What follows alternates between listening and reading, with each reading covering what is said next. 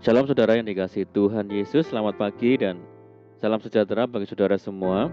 Saya menyapa bagi saudara yang ada di Indonesia dari Sabang sampai Merauke, baik yang di kota maupun yang di desa, saudara di Malaysia, di Sabah, di Sarawak dan dimanapun berada. Senang sekali kembali menjumpai saudara saat ini. Kiranya damai sejahtera dan sukacita Roh Kudus melimpah dalam hati dan kehidupan saudara semua. Dan kiranya saudara semua dalam keadaan sehat selalu. Selamat datang kembali di Pokor Anggur bersama saya Yosia Krisbianto. Mari saudara, sebelum kita bersama-sama merenungkan firman Tuhan, mari kita bersatu di dalam doa. Bapa di surga, Bapa yang baik, yang penuh kasih karunia, Bapa yang kami muliakan di dalam nama Tuhan Yesus, kami mengucap syukur oleh karena pertolongan dan penyertaan-Mu di sepanjang malam di dalam istirahat kami, sehingga kami boleh melewati malam hari ini dengan penjagaan dan perlindungan Tuhan. Semua karena berkat pertolongan Tuhan. Pada pagi ini kami kembali rindu ya Tuhan untuk merenungkan firman-Mu. Mari berbicaralah kepada kami ya Tuhan. Urapi kami dan jamah hati kami, sehingga kami dapat memahami maksud firman-Mu. Terima kasih Tuhan, ini doa kami. Kami hanya di dalam nama Tuhan Yesus kami berdoa. Amin. Saudara, kita akan membaca bersama-sama di dalam Pengkhotbah 9 ayat yang ke-12. Seperti ikan yang tertangkap dalam jala yang mencelakakan, dan seperti burung yang tertangkap di dalam jerat, begitulah anak-anak manusia terjerat pada waktu yang malang, kalau hal itu menimpa mereka secara tiba-tiba. Saudara, siapa yang tahu kapan masalah datang dan terjadi?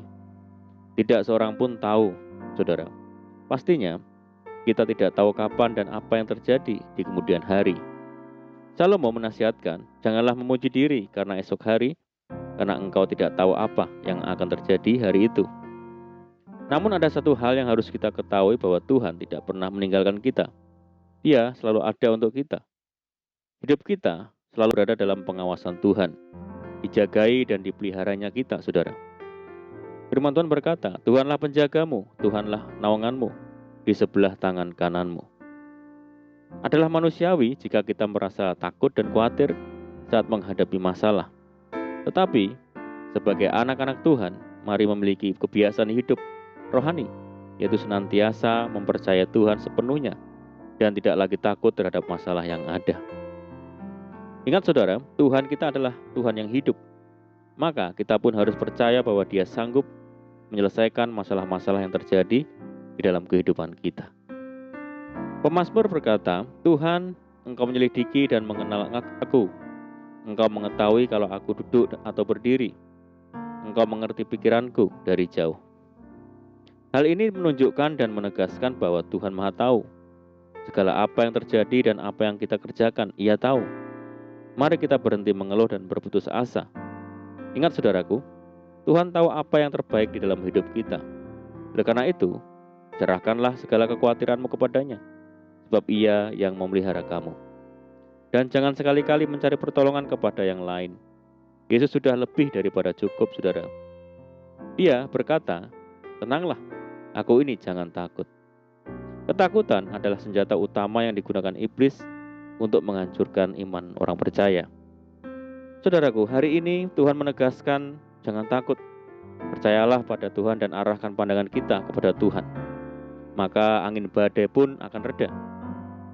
Tuhan Yesus adalah gembala yang baik bagi kita. Karena itu tidak ada yang perlu kita takutkan. Di dalam Yesaya 40 ayat yang ke-11 dikatakan, seperti seorang gembala, ia menggembalakan kawanan ternaknya dan menghimpunkannya dengan tangannya. Anak-anak domba di pangkunya, induk-induk domba dituntunnya dengan hati-hati. Saudara, Tuhan tahu setiap langkah hidup kita.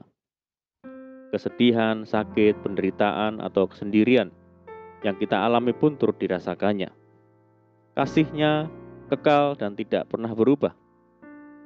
Bagaimanapun kita dan berapa jauh kita telah salah melangkah, tidak menjadi masalah bagi Tuhan, saudara.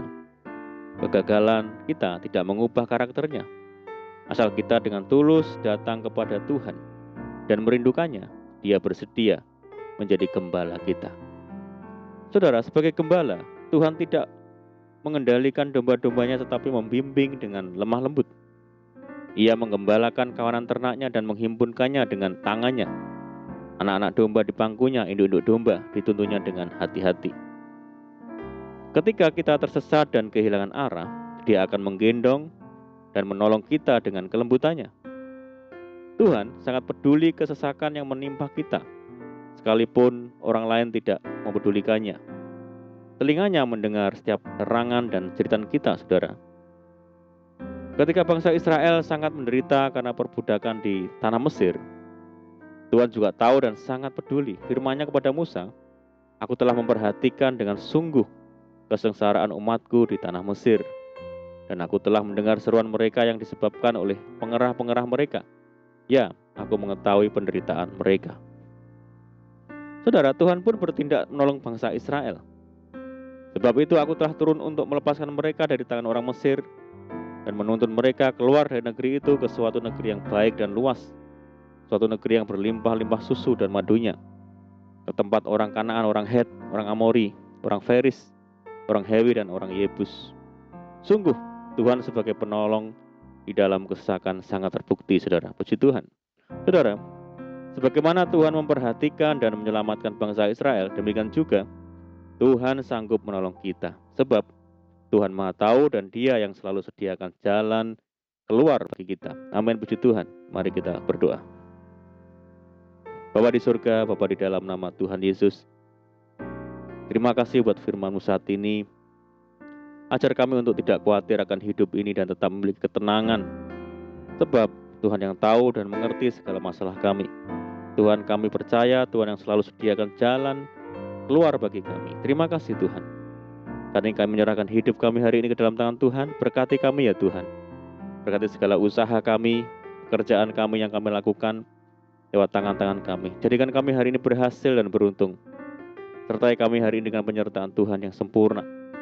Dan mohon petunjuk Tuhan sehingga kami hidup sejalan dan seturut dengan segala kehendak-Mu. Timpai kami dengan sukacita dan damai sejahtera hari ini ya Tuhan. Jauhkan kami dari segala malapetaka.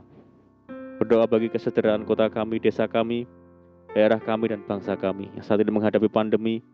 Mari ya Tuhan, berkati daerah kami, pulihkan negeri kami.